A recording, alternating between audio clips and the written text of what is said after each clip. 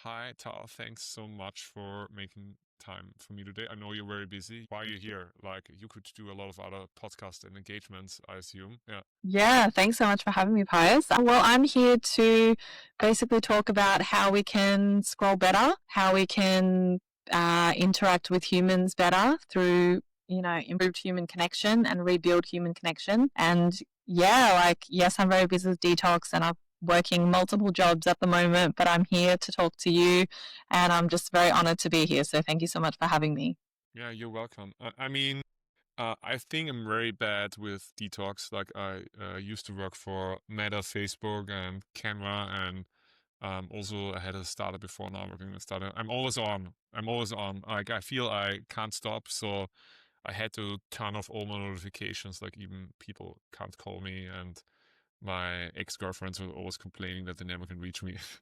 uh, but that was the only way I could manage. Still, after I'm home, sometimes I'm like completely done. I have no energy. I'm like all day on Slack, on writing emails and stuff like that. It's like, what's your experience with that? So I see the need for myself. I'm very bad in it. So what can I do better? And what's your story about the big company? Yeah, no, I mean, as a founder, we're always on, right? Like, it's really hard to switch off. Even if there was no technology, we would probably still be working nonstop. But I think balance is one key word, and people throw this around a lot. But I think when you're scrolling, when you're doom scrolling, you're actually not really absorbing what you're doing. So if you're working way too much, you might be burning out. So I think the trick for me is to find time to relax whenever we can, lock that time in, whether it's, meeting friends, whether it's, meeting with your girlfriends, boyfriend. But yeah, it's really just about being intentional with everything that you do, right? So whether you're working, whether you're with your family, with your friends, with your colleagues, or by yourself, just be really mindful, be really present, and be intentional with everything that you're doing every single moment of the day. Nice. Sounds quite simple, right? So what brought you to this story? Like, why are you a founder? Like, what drove you to do that Yeah, well, today? two main things. The first one's probably not as interesting as the second one, but the first one is, I've been a marketer for over 10, 15 years or so now. And as a digital marketer, I was always, we're always on. And so for me, it was, the fear of burning out, feeling disconnected, and always being on. Right. And so I realized I didn't want to keep fueling that cycle. So I needed to create something to help people to be more authentic, to be a bit slower when it comes to posting on social media, be more intentional with our posts, and also observing human behavior and seeing that change in, from reading the magazine or reading books to using smartphones. And so that was one of the reasons why Detox was born. But the other key reason is a long time ago, I was in an unhealthy relationship. And in this relationship, I was pretty much controlled and told what to post online, when, where, how. And at that time, there was no AI, but I would want to post something, and that person basically told me, no, don't post that. It'll make you look like this, or don't post that. You're not going to get enough likes. So, yeah, it ended up Was it like being your business partner or who was that? no, that's not my ex partner, not a business partner. Yeah, a romantic Sounds like a partner. business partner, I guess. Yeah. Sounds like a business partner. Yeah. In the end, it felt quite transactional. But yeah, so even posting things that they didn't seem that would get enough likes, I wasn't allowed to post it, right? And so in the end, yeah, it felt like it was a business relationship and How very did it make transactional. you feel? At that time, I just, I was quite young and young and naive at the time, right? So it made me feel like I wasn't in control, and it made me feel like I was becoming a different person. And becoming this person that wasn't me made me feel, one, inauthentic, and two, quite suppressed. Right. And if you're using social media or you're using technology to express yourself, whether it's writing a post, whether it's creating a video, whatever it is, and you're not able to express it the way that you want to creatively express it, right, from your heart, and someone's telling you to do something like being an art director and telling you to create something completely different, it ends up not feeling like you. And so in the end, I ended up resenting that, I guess, those exercises. And yeah, it just made me feel like I wasn't me. But you learned a lot. You learned like what you don't want.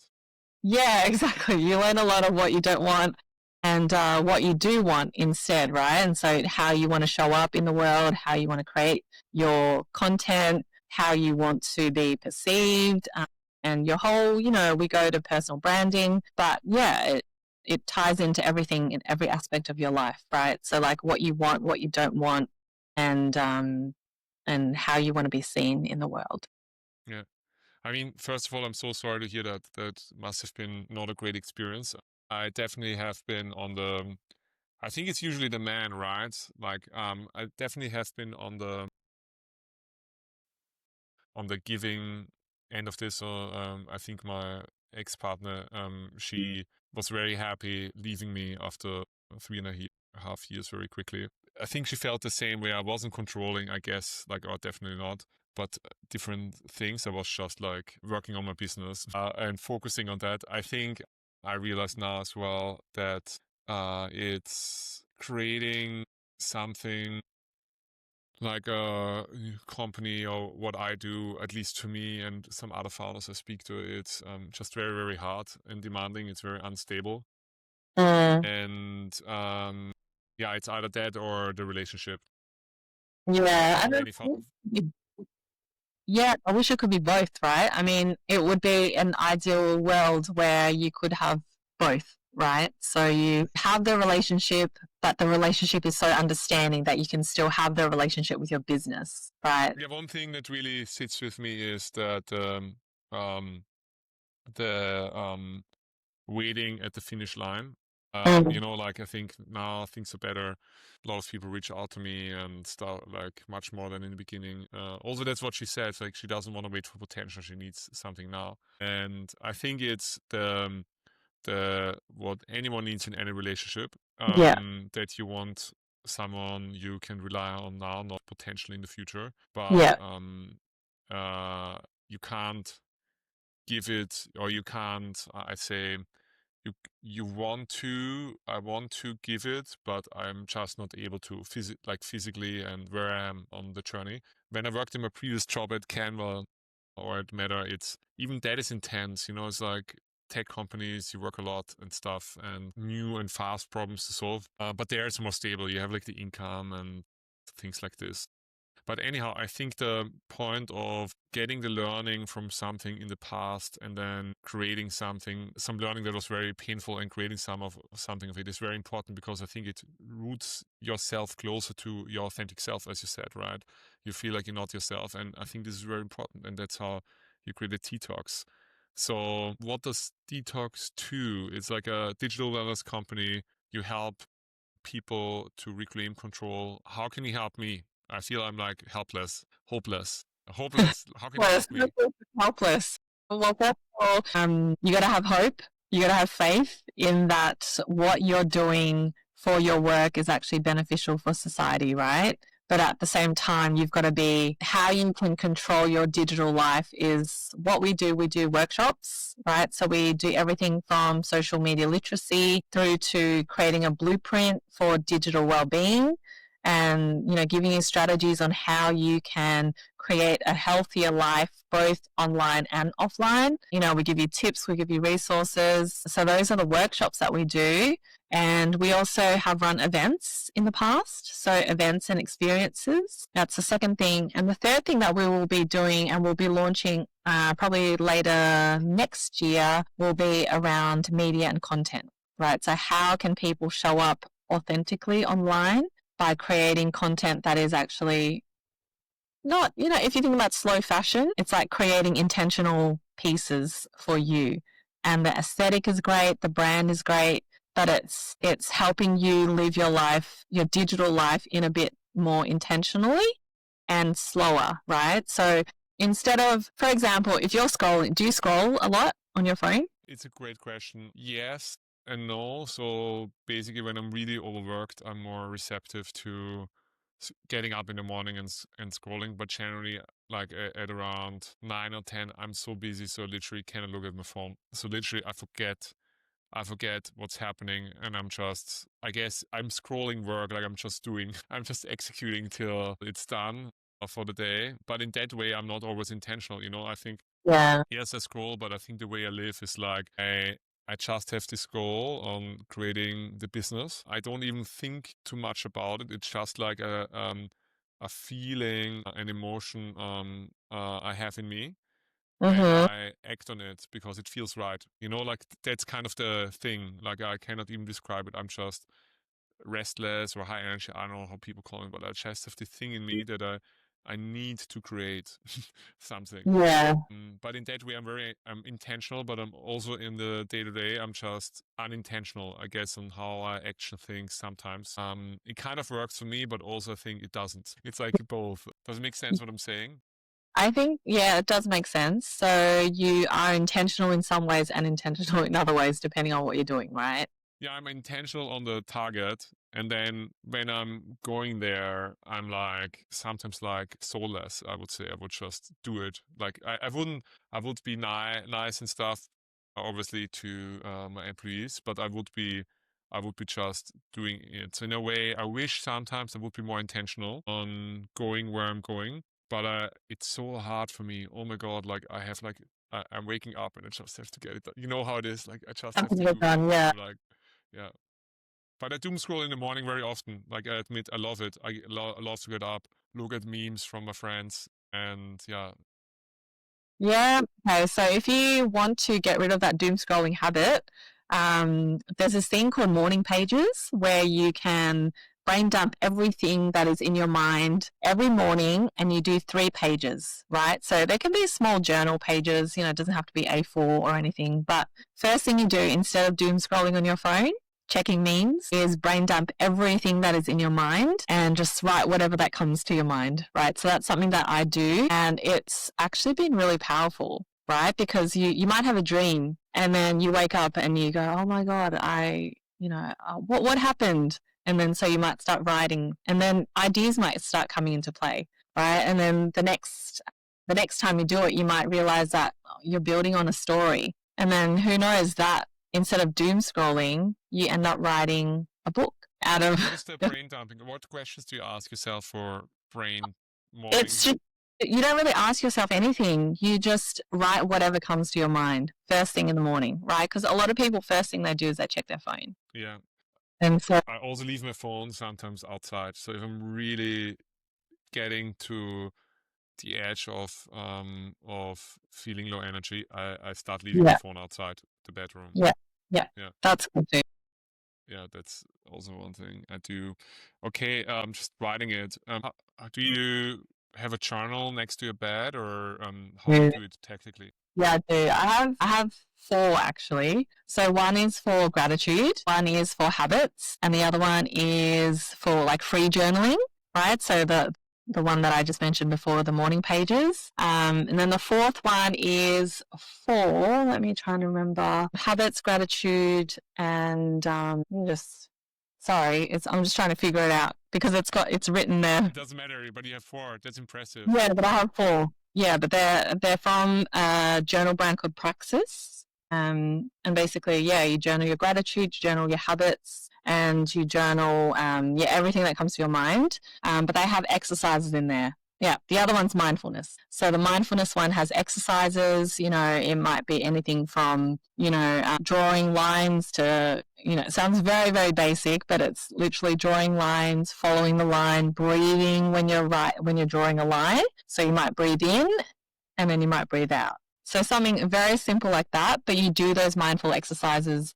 whenever you feel like you need that mindfulness to come into Yeah, play, right? So you don't have to do it every morning. You just do it whenever you feel like it, right? So it could be like a 10-minute break. And so often as founders, where, we might not even have time to doom scroll, but when we have time, and what I tend to say is sometimes we scroll so much because we're bored or we don't want to be bored. Right. yeah, So we know that, okay, I have 30 minutes every morning. What can I do to replace the doom scrolling? Right. Because sometimes we just scroll. It's like eating junk food, right? Like if we just keep eating junk food, then obviously you're going to gain weight and you're going to be overweight. So if we doom scroll on junk, it's like feeding our brains with, dare I say, crap. Yeah. But if you scroll on things that are inspiring, then that's probably not even a bad thing, right? Because you're scrolling on intentional content that is making you feel more inspired, making you a better person. You're learning, you're Yeah. being interested. So yeah, doom scrolling, it depends on what you're searching for. But if it's something that's driven through fear and negativity and overwhelming content, then that's more of an issue that you have to find a replacement. There's this thing called in addiction. It's called health. Like because I think I'm a workaholic. So, but I realize now as well that it's just who I am. It's kind of like instead of doing drugs, I just work a lot. I mean, it's not an excuse for bad behavior, obviously, but the thing is in this addiction thing, because when I really went into myself the last couple of months to figure out uh, what what's broken inside me, why I'm doing what I'm doing, or what's broken. I know I want to know what's going on. Not broken. There's nothing broken really. And then there's this thing called, like, when you're hungry, angry. What is the other one? I know, like basically when you're irritated or not in a good mood, you basically delay decision making for not using the drug, or not the drug, like the social media, or working, or waiting, basically, when you feel that way. I think it reminds me of what you said, because to me, on the one hand, you say the scrolling is okay if it's inspiring. And I know that, like sometimes I'm on my phone and I feel like I'm connecting with my friends. I'm connecting. I used to work for Facebook, so I think it's about connecting people there. And Yeah. that's a real mission, right? So sometimes I feel like I'm connecting with you. I'm connecting with my friends in Australia, or memes, or, like just feeling the human in the other person without saying too much. And then there's this other element when I'm like really overworked, hungry, over tired, when I come home really late from work, over days, where I'm like, okay, I'm just going onto social, and I'm not intentionally in my messaging, like not only on social but also on WhatsApp and stuff, and I just Mm. go into this different mode of engagement. And yeah, I think it's part of being exhausted. Like and then at the same time, I'm thinking, I believe in order for me to be successful as an entrepreneur, I just need to work Monday to Sunday. Like, obviously I can take times off when I feel like, okay, now I need it, but I really believe that there's no shortcut in besides putting in the work. That's for Yeah. me. I think that's how it works for me. Yeah. So it's kind of a problem, because I cannot really be intentional if I'm in this belief or in this mode. And each time I reduce my work, it doesn't work as well. So what's your message to me? Am I wrong about putting in so many hours in what I do that I come to the exhaustion? Because I feel if I don't feel the exhaustion, I'm not doing enough. So how do you think about it? Yeah, that's a good one, because I feel like there's two types of exhaustions, right? Like what you just mentioned. There's the exhausted where you're tired, you're angry, you're frustrated, and you just come home and you're like, oh my God, I'm going to just doom scroll and I'm just exhausted, right? So there's a negative exhaustion, but then I guess there's a positive exhaustion where you're worked out. Like if you think about a dog, right? I'm not comparing humans to dogs, but if you think about a dog and you take the dog for a walk and they play with the ball and they jump around, afterwards, an hour or so, they're going to get exhausted, right? But they're mentally exhausted and physically exhausted because they've trained. So in a way, you working is kind of like you training, if that makes sense. Yeah, that's And so it's okay as long as you set some benchmarks and some time to do the things that you love as well that are outside of work. And whatever that is, whether it's, I don't know, listening to music, whether it's meeting up with a friend, or, I don't know, karaoke, whatever it is, that still feeds into the creativity and inspiration of your work. Right. So it's still kind of relevant. It doesn't necessarily have to be work related, but if it's fueling your creativity, if it's fueling your ambition, if it's going to re-energize you and reset you, then I think, yeah, by all means do that. But you have to make the time, because time's not promised, right? So if you're coming home every day and you're so exhausted and you don't have time for your friends or your family or your girlfriend, then yeah, then that's a problem because they don't see you, right? And they're Yeah, it's having like how that's kind of the problem, right? For me, so how they say you need the partner needs 45 minutes a day from you to be most happy. They don't need so much time, right? So I think uh, you and don't then need when so you much. spend time with them, even if it's 45 minutes a day, right? There's something that Simon Sinek does, and it's made it powerful for him, is that he hugs, it sounds very simple, but he hugs the person and then he goes, I love you, right? And you never know what can happen. You know, you might be so busy at work that you won't have time to see them. But if you see them for 45 minutes a day and you intentionally spend that time with them in a positive way that is meaningful, that is intentional, that is deliberate, that is present, then that 45 minutes is gold. And it's better than spending 5 hours, you know, doing nothing with them. Yeah, I mean it's so easy to say, right? So I think it's like Yeah. yeah, be intentional about it and just hug and be there. I'm looking at the notes we made for our meeting, by the way. Um, and in reality, to me, it's when the rubber hits the road, it's not so easy, right? So you're like, I cannot just forget about all the things that I thought so deeply about for 6 hours a day, right? Like at least for me, Yeah. like I'm like in this mode of stuff. So I feel to me this what you mentioned, I want to do it. So for example, I want to hug my partner and I want to be there for them like really intentionally, but I simply can't. Like there's like nothing left in me. Like I'm trying to, and I'm like a dead Exactly. robot. They're also love languages, right? Like everyone, not everyone hugs, right? Not everyone loves a hug. No, I So want there's, to. I love a hug. Everyone, I think I love a hug, but oh, you love I a hug? can't. Yeah, of course, but you can't. You're just so tired. You're just Anyhow, tired. it's to me a problem, but I wanted to explain that I guess, yeah, I want to do it, but then I think practically when you do all of the things, there's like nothing left. You know, there's nothing left. So my ex-partners would say that they were very upset because I leave all the energy in work.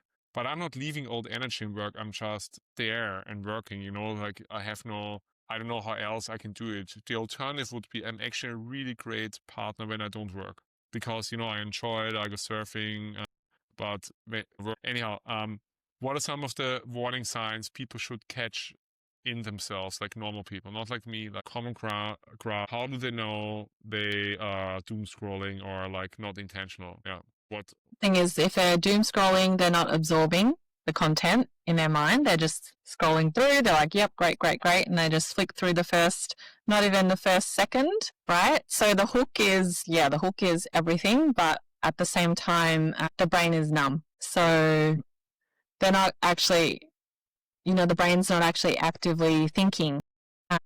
And that's why people get exhausted, right? Because they're just constantly scrolling, the thumb is moving, and it's your nervous system saying, you know, you're not being intentional. We use the word intentional again, but you're not being intentional. You're just on autopilot. And that kind of goes back to what you were saying before, right? Like if you're always on autopilot, then we don't have time for partners and things like that.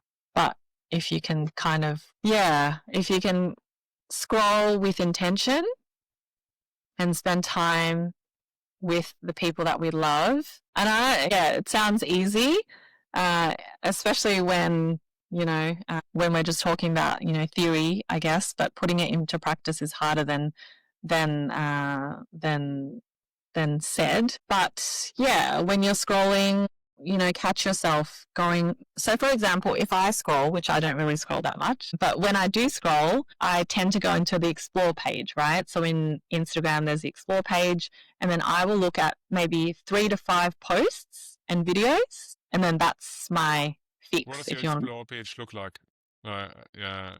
Like What for is? page, so inspirational actors, musicians, artists. I can't Mhm. show you, so I'll No, be disconnected. it says a lot about your personality, right? You notice if you engage on 500 times on Instagram, they know more about you than yourself. I usually have Yeah. like pilot, surfing, sport, Yeah. food, yeah.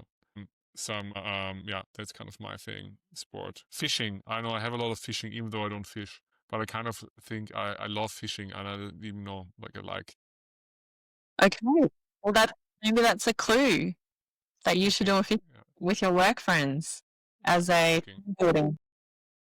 Work friends, work friends. I have no friends. I'm the I'll only. be a I'm the yeah. I have friends, but I'm the CEO. They are my friends, but also yeah, yeah. yeah, That's kind of funny. Work friends. Yeah, colleagues, partners. You know what I it mean. was good old times, you know. Not anymore. And now, no, I'm just kidding. Yeah, and what are some of the tactics on not doom scrolling? Because I'm thinking a lot about AI. I'm thinking right now a lot about the AI and what role the human plays in it. Hmm. That's also the mission of my business, Subscribed, where we want to bring the human in the center of AI. I think when we take everything away that exists on the internet, what is going to be left is the human input, Mm, and that's what we do with Subscribed. And so I believe in the end, the human interaction will makes all the difference. So how do you see AI changing that today? The doom scrolling. I mean, it will be more and more optimized.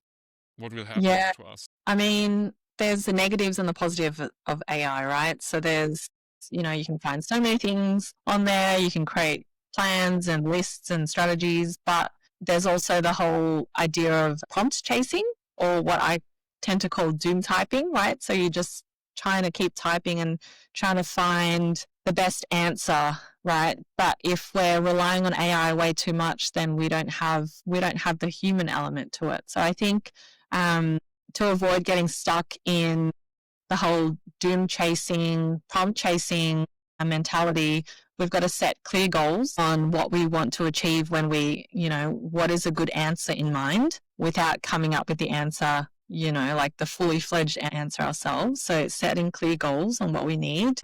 Also recognizing when to stop. And this goes back to the whole theme of today, right? Like how do you stop what you're doing to do something else that's intentional? And so when you're on AI, how far do you go, right? So it's like recognizing when you need to stop. Also managing expectations What do you of mean? How what. far do you go in AI? What do you mean by that?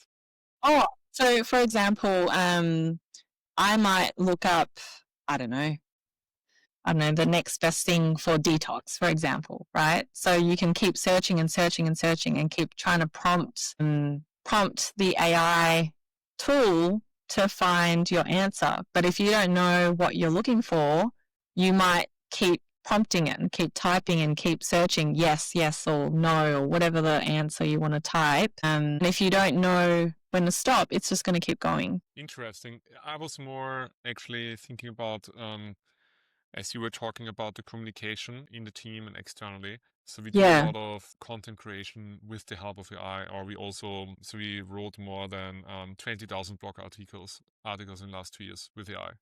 20,000, that's a big number, Yeah. or 30,000, like really, really big Yeah. number. And in the beginning, we received a lot of criticism, mostly indirect, how bad it is what we're doing. And in the beginning, we were pretty much using, like, we had the title and like create an article for this kind of prompt. And then we realized basically it is very nuanced and you need to do a lot of research to bring it together, because we realized it's not only about if it indexes on Google or not, it's more about, okay, what makes it valuable. And the insight came from communication we received among our team first and with customers. So, when you get these emails that are AI generated, Mm. 100%, like a response to something or even like a summary of a meeting. So Yeah. basically what we decided as a company is we're not going to use AI generated content anymore when we communicate with clients internally, when we make meeting notes. We still have it as a reference, but Yeah. we want people to intentionally write down the notes they remember. And even Yeah. if it's wrong and wrong written, so I think we have to rule it can be grammatically wrong, it doesn't matter, but it needs to be done by the humans. And I think this just increases engagement because, I'm like really sick on reading from a follow-up meeting with someone. It doesn't matter if it's a client or someone. The AI generated content when no one put in the intention, I think the intention on thinking about what matters. Because when I Yeah. take in all the meeting notes, I think, yeah, it's great what you discuss, but actually intentionally taking the step as a human and deciding okay, we actually, based on our conversation, Tal, it matters that we talked about doom scrolling, we talked about relationships and Instagram. We talked about how to appear and work. Okay, that's maybe wrong what we talked about, but it's basically me communicating it, and then it still forms a different direction on what I think mattered from our conversation. And I Yeah. think that goes a long way, and you rather read that, even though it's wrong, than, getting this full script of perfectly capitalized thing where you already know I haven't put any effort in it, really, right? Yeah. And I think this happens a lot with AI, where people would be not not trying to understand how to engage the reader anymore because people are blind to the information. Yeah. That's sorry, it's a bit of a bit different topic, but I think with No, this, I agree. I yeah, definitely feel like there needs to be a human reviewer yeah, in the whole AI process, right? Otherwise, it ends up becoming too robotic. And, one, it might not even be compliant. And two, there's no human emotion to it.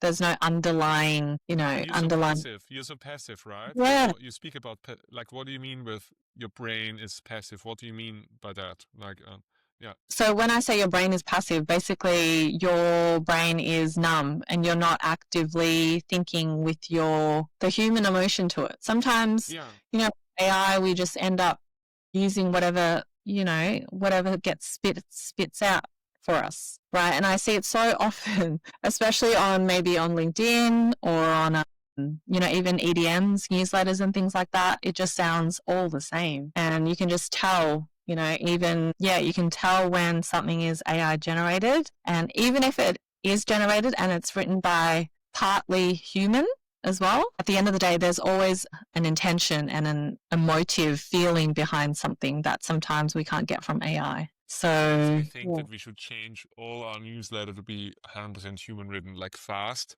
with mistakes, but human written. Much better, right? I know. Do you think it's better having a newsletter chain that is like written by humans, has many errors, or is it better to have the perfect one? What do you think? I would love to see a brand use human written Wrong content. content. Wrong content. No wrong content, but just content that is more human, right? Like sometimes, how there's different puzzles where you can actually see the words written incorrectly, right? Like the Yeah. letters are just split up and you can still understand what the sentence is. Yeah. Yeah, like Yeah. that's more of a puzzle. But yeah, I would love to see, like AI, yes, but maybe there's a section in your newsletter where it's human only, Yeah, I written. mean, maybe exactly. So maybe you share. I mean, one thing I did is I'm working with my best friend, and in the business he is working now, and we had we're having some alignment right now. Let's say it like that. And I think when I communicate with someone that is so important to me, or even like I had a business partners, like we have a business partner we work with, they're very dear to me, like I want all of them succeed, and there's like things happen, and basically I wanted to explain the problem with how I see it. Like I review it with the eye and say, hey, do you see anything that is offensive and stuff? But I want to explain the problem and how I see it from my brain, because anyhow you can use the eye to summarize it, right? So I don't think you need the refined content to speak about it, because it takes away the authenticity on what you want to say. I think it's like it's almost like not honest, like anyone can summarize with the eye what another person is saying, Yeah. I'm creating this level of transparency because I want them to understand my thinking process, and also the mistakes I might have in my thinking, right? So when you go from the non-AI content to the AI content, you basically see how you refine it. So I think it carries the intention, Um, and yeah. Anyhow, having the human section, I think, is probably interesting to have. yeah, definitely. Even if it's, read by a human, right? So you can write it using AI or with AI's help, but it's read out, or it's a video that's not using AI. Are you prompt scrolling yourself? Am I Are you prompt doing that? scrolling? Yeah. Are you using AI to? Mhm. Using AI to write some things, but not for everything. Whether For the I might use it for budgets, lists, things like that, social media in some cases. But I wouldn't say I'm prompt chasing. But I have had, I guess some embarrassing doom scrolling habits in the past, and it's probably How would it look, your doom scrolling habits? Like for me, it's like I would wake up in the morning and I look at stuff like nonstop and for half an hour maybe. That's probably uh, my doom scrolling behavior. What about yeah. you? I don't know. I don't really doom scroll. I think because all of my content, I've just curated it in a way that I know that every single piece would be so not just beneficial, but so amazing for me that I know that I would be addicted, right? So I have your personality in a sense where if you love something, you're going to be addicted to it. So I know that if I look at, say, over 5 posts, I'm going to keep doom scrolling. So I just give myself a limit. But I have doom scrolled in the past on 2 things. The first one is quite somber, actually, and it was, do you remember the Virginia Tech massacre that happened a long time ago? Yeah. Yeah, that's how I discovered Facebook, because the serial killer was on Facebook, right? But if I hadn't doom scrolled about, if I hadn't gone Serial into, killer was it? yeah, no, right? But yeah, like if I hadn't looked into that, I wouldn't have discovered what Facebook was. And then, and then from then on. And then the second thing was Michael Jackson's death. So yeah, just like going into, those are the 2 rabbit holes that I've gone into. Yeah, all But the I bad wouldn't, things are really drawing I me know, towards it. right? Yeah, right.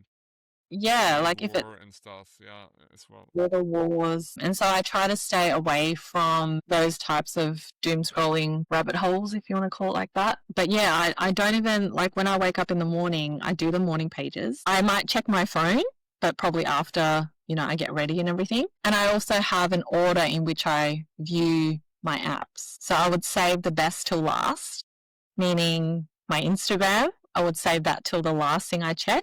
And I would check, things like my email, my LinkedIn, things that are work related. So I might check that first. And then all the entertainment things I check last. It's kind of like Yeah, eating a meal, right? You kind of save the best till last. yeah, that makes sense. Okay. Yeah, it's almost like saving habits and stuff. Okay. Yeah. The meal, keep the best for last. I usually start because it gets cold, right? Depending on what it is. Oh, No, I'm kidding. So, you also advocate like for mental health and diversity and inclusion. And obviously to me, I'm like white male and stuff. So I'm not really part of the EEE movement, I guess.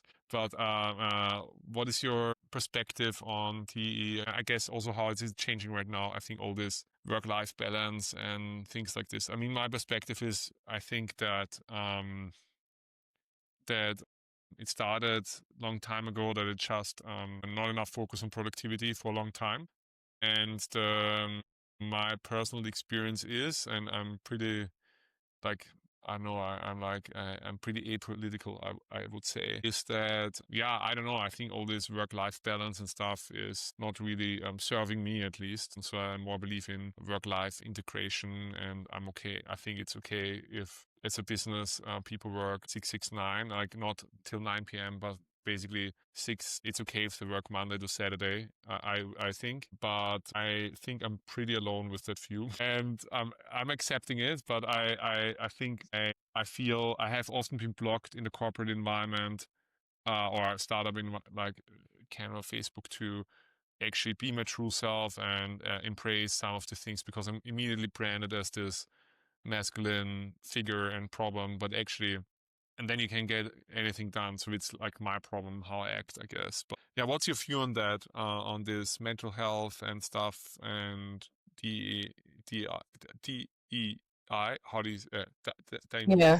Right. At the end of the day, I feel like it's all around respect and inclusivity, right? And it kind of ties in with, don't want to go down the path of history and politics, but it does tie down to that as well. But I think we have to change how we view each other, and it's mutual respect, no matter where we come from, no matter what we do. And, people, especially people with disability as well. I think it's like 87% of employees view that they like working with people who have a diverse range of, abilities. And so that's huge. That's a huge stat to have in the workplace because, if everyone was the same, then it'll be so boring. And you wouldn't be able to, even in work, having that, that sense of different language proficiencies, people who have different abilities, people who are a little bit older, a little bit younger, people who think differently, right? Different backgrounds. The more diverse we are, I feel like the more everyone can bring something to the table in a different way. So DEI is around, it's not just around ticking boxes. It's not, a lot of the time it is because it's, a lot of companies do that. But I think if we talk about, inclusive leadership, so having people with disability becoming leaders as well, that's a huge one that, the government is looking into as well. And then also people who can offer feedback. So employees, employers, giving feedback, being active listeners for each other, supporting each other's diverse needs. And at the end of the day, it's about respect. It's about feeling like you belong.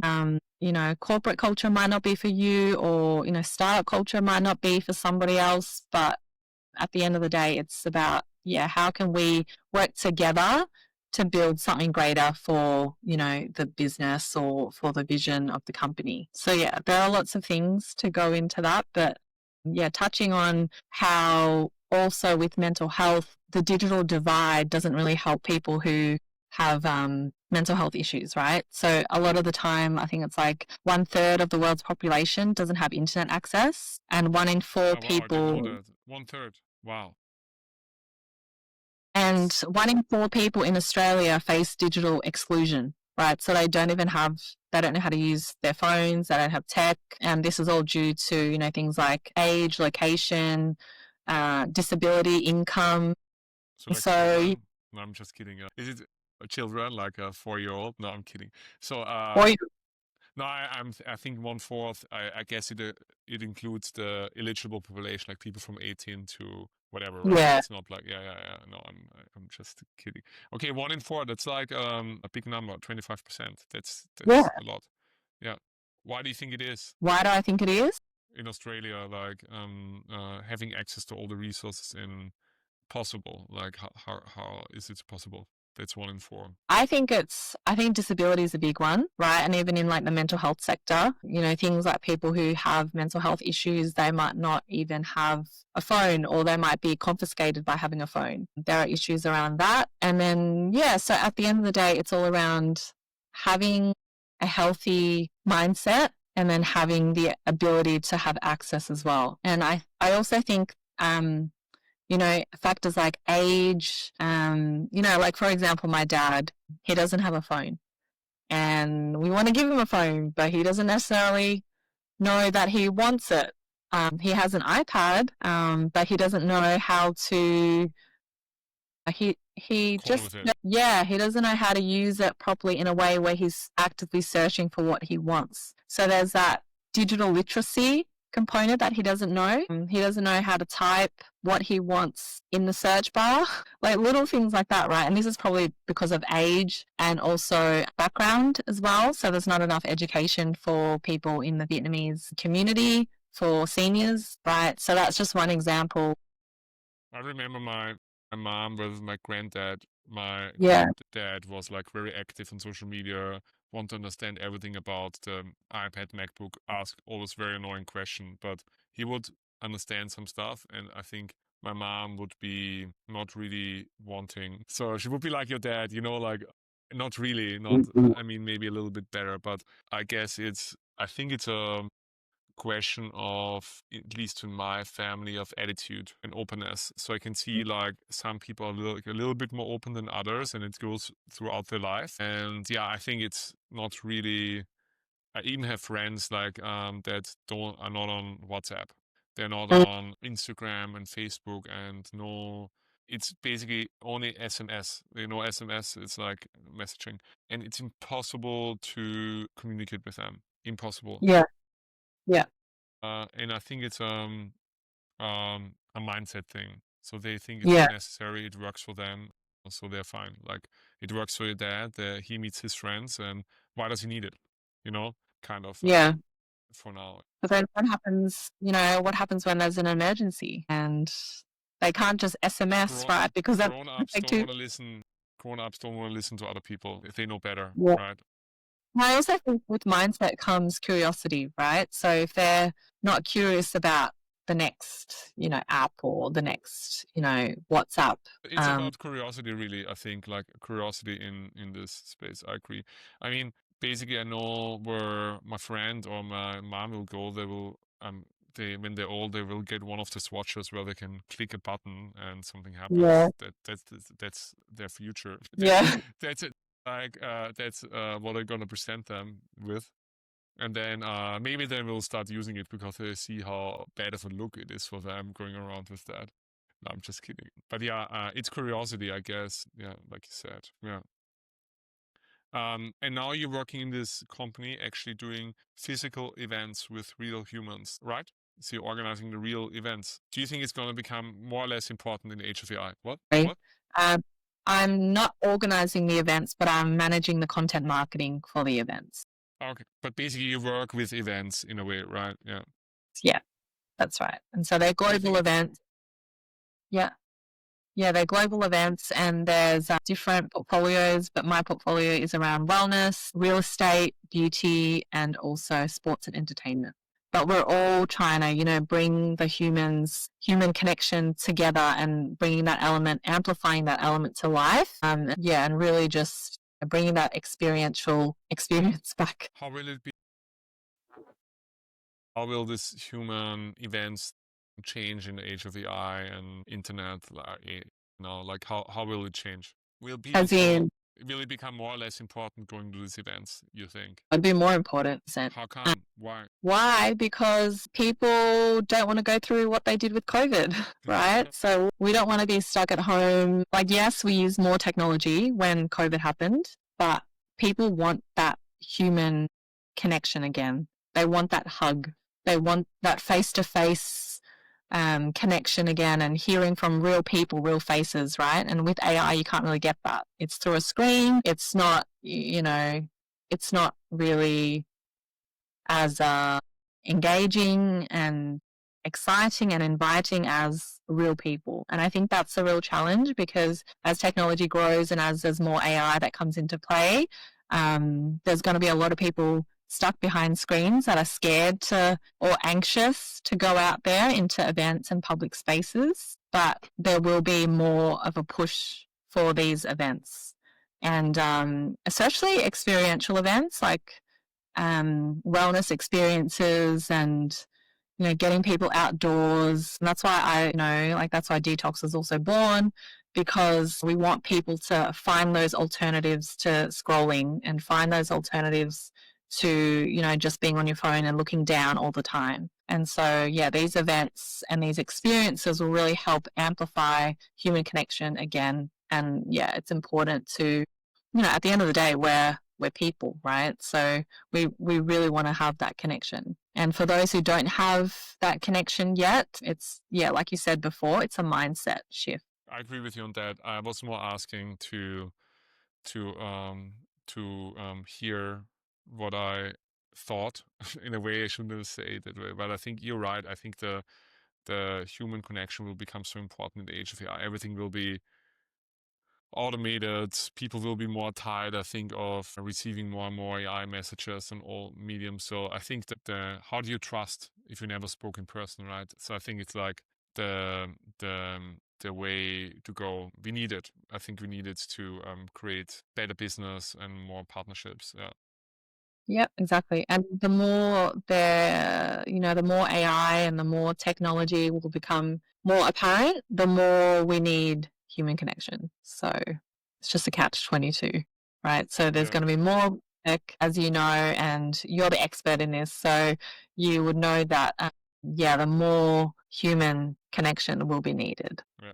And what would you tell younger Tao, what would you tell your 20-year-old self, if you can travel back in time, what would you tell her to do different? Ooh, I would tell her, it's very cliche, but I will tell my 20-year-old self to keep being curious and also be true to who you are, Okay.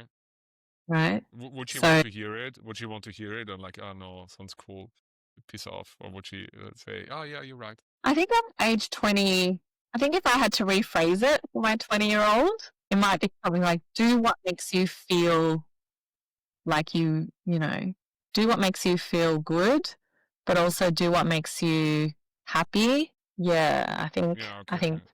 yeah, That's nice. That's nice. yeah, I wish I could. yeah. I No, I wouldn't was just listen to saying, myself. I would find it hard. Yeah, I guess. yeah. When I was 20, I ran a tutoring business, right? So I was already helping out the next generation, and a lot of my students now are probably married and with kids and everything. Yeah, so I think if telling myself when I was 20 years old, I would say, yeah, do what makes you happy, but also do what the next generation would love to see you do as well, right? So do You closing remarks for this. So you had some thoughts around creating and humans. Like, what do you mean by humans are born to create? Like, I agree with that. It's also how I feel. But what is your interpretation of this? Yeah, because it comes from you. Yeah. Yeah, my interpretation is, there is a creator or there is a universe out there that created everything that we experience, right?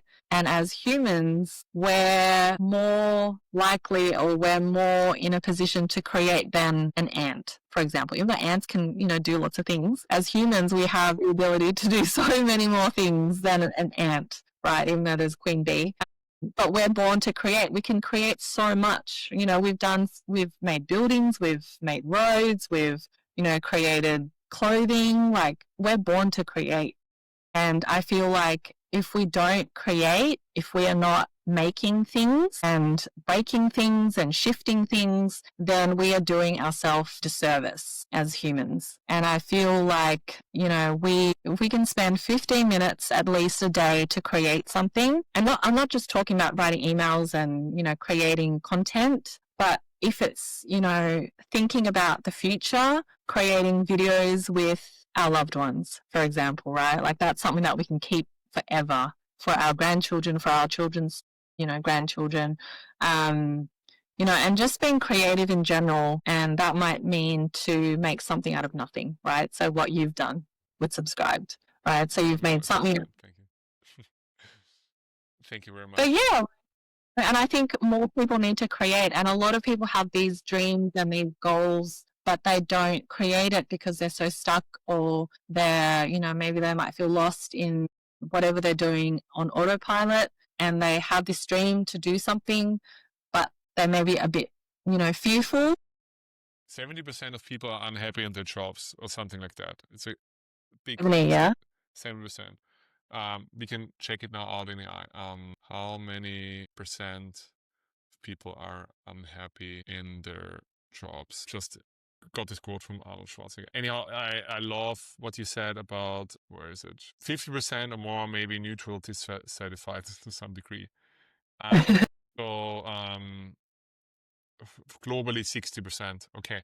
So but in Yeah. the US 50%. Yeah, I think you're right. I think like creating is important. I think people feel they can't or they don't. I think if Yeah. on the other hand, I was complaining to my friend the other day, it's like, oh man, like this person is so slow, cannot take it. And then she said, if they wouldn't exist, you can't create value. Be happy they exist.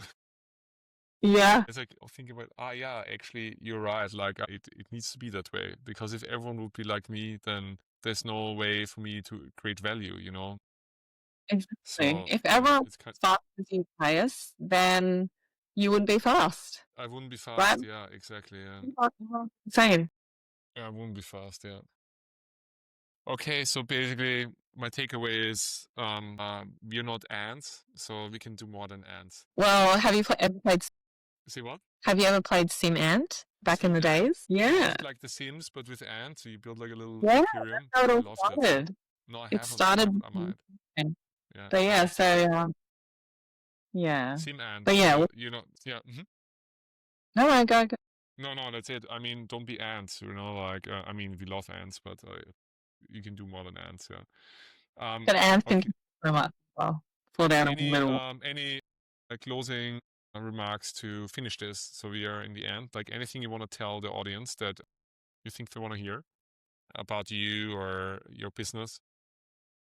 Yeah, I think just to wrap up, I feel like if you're watching this right now and you're doom scrolling, you're probably avoiding your life's purpose, right? So to create what you are born to create. So instead, try becoming bored and getting imaginative and being curious. So that's all I got to say. Thank you so much, So Tao. It was great having you here today.